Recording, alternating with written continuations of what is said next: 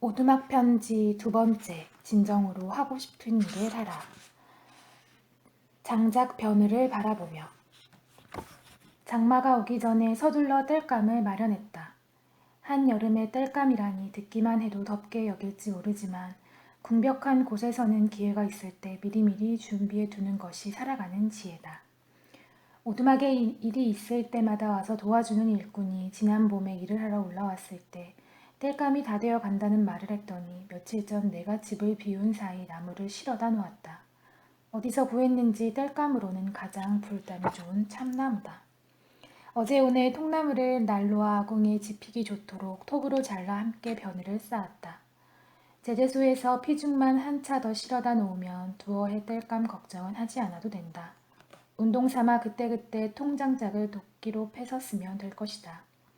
이제는 일반 가정에서 아궁이에 나무를 지필 일이 거의 사라져 뗄 나무에 대한 기억과 관심도 소멸되어 가지만 산촌의 재래식 단독 가옥에서는 뗄 나무에 대한 필요가 현재에도 진행 중에 있다. 지난날의 기억을 지니고 있는 사람이면 익히 알고 있을 것이다. 마당 한쪽이나 뒤안에 나무 벼늘이 그득 쌓여 있으면 저절로 집안의 훈기가 감도는 것 같다. 그리고 장작 벼늘의 질서정연한 모습은 그 집안의 한 분위기를 이루고 있다. 가끔 내 글에 일꾼으로 등장하는 사람은 20리 밖에 사는 믿음성 있고 착실한 30대 젊은이다. 내가 이 오두막에 온 이듬해 봄, 묵은 밭에 나무를 심기 위해 산림조합에서 묘목을 한 차 사서 싣고 와야 할 일이 있어 제재소에 문의를 했더니 한 젊은이를 소개해 주었다. 처음 전화로 사정 이야기를 했을 때 들려오는 목소리에 믿음이 갔다. 그의 소형 트럭으로 묘목을 실어온 다음 날 나무를 심기 위해 그가 다시 올라와 일을 하면서 나더러 아무개 스님이 아니냐고 물었다. 내 글을 읽고 책에서 본 얼굴을 기억해낸 모양이었다.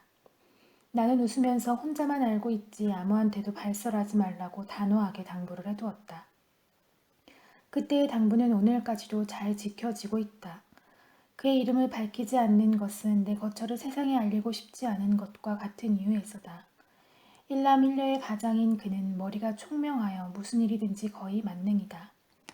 지난 봄 흙방을 만든 것도 그의 솜씨다.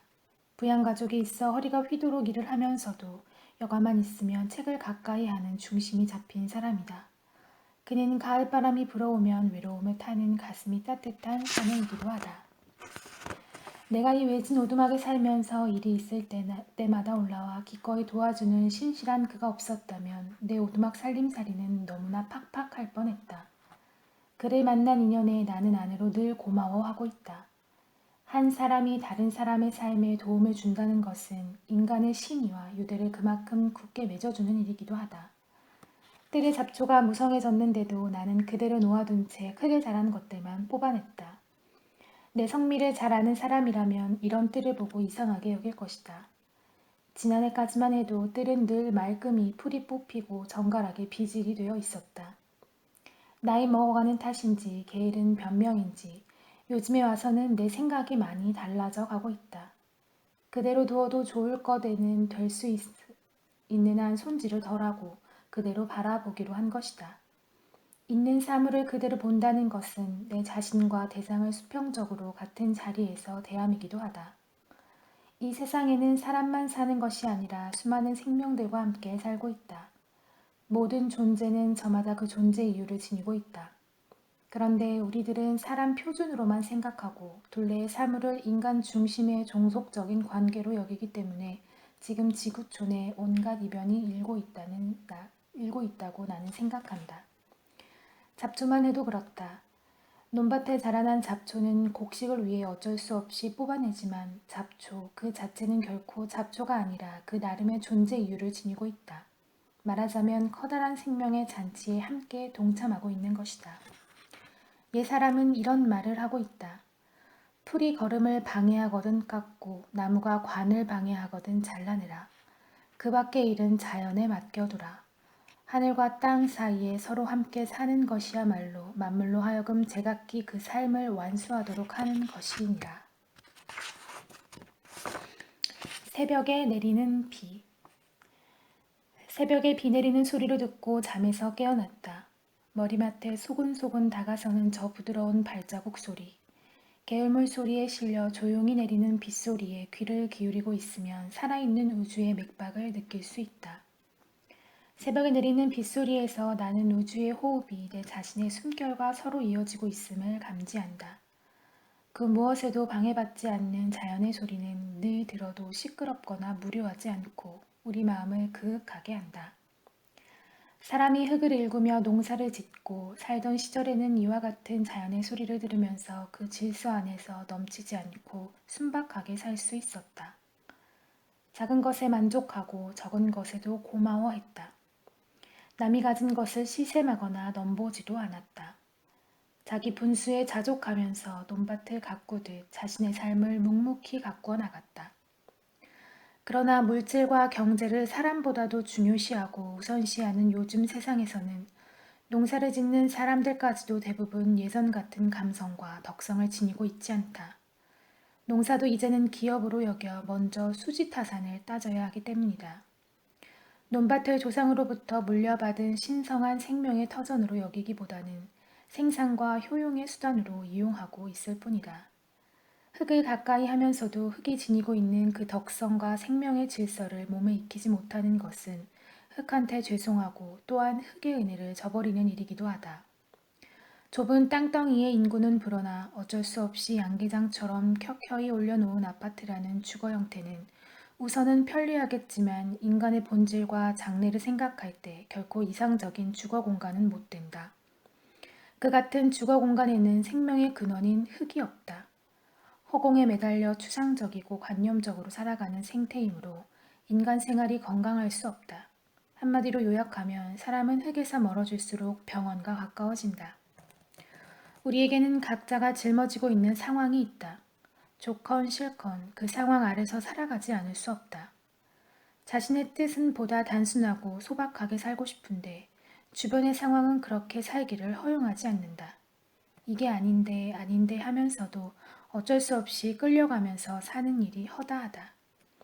물론 그와 같은 상황은 자기 자신이 순간순간의 삶을 통해서 그렇게 만들어 놓은 것이고 개인의 집합체인 사회가 또한 그런 흐름을 이루어 놓은 것이다.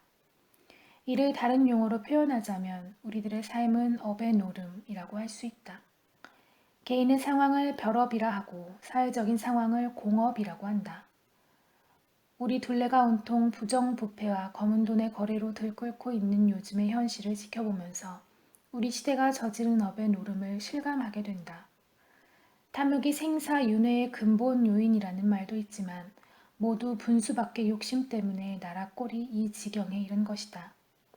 끼니를 이을 수 없을 만큼 가난한 처지라면 이해도 가지만 다들 번쩍거리면서 살 만큼 사는 사람들이 검은 돈에 놀아나고 있으니 사과 상자의 유력이 무엇이기에 이 모양 이 꼴인가.